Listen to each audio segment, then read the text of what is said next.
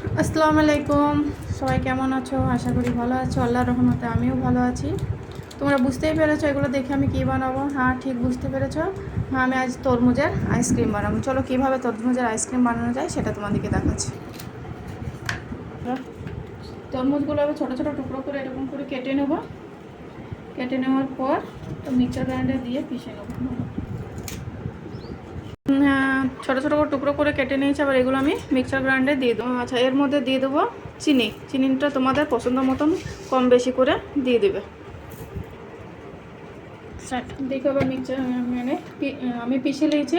এবার এটা ছাঁকনি দিয়ে ছেঁকে নেবো। এবার ছেঁকে নিচ্ছে এটার মধ্যে যত লামস আছে সেগুলো এই হয়ে যাবে, বেরিয়ে থাকবে।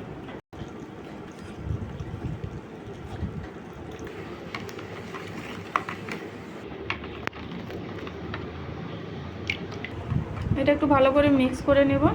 মিক্স করার পর এটার মধ্যে ঢেলে দেবো।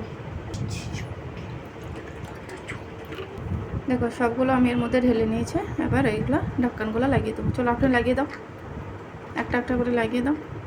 এটা আমি বন্ধ করে নিয়েছি। এবার এটা ফ্রিজারে রেখে দেবো 4 ঘন্টার মতো।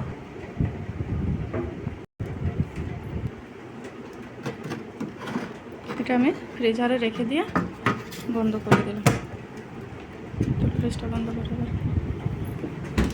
4 ঘন্টা পর এসে তোমাদের সঙ্গে দেখা হবে।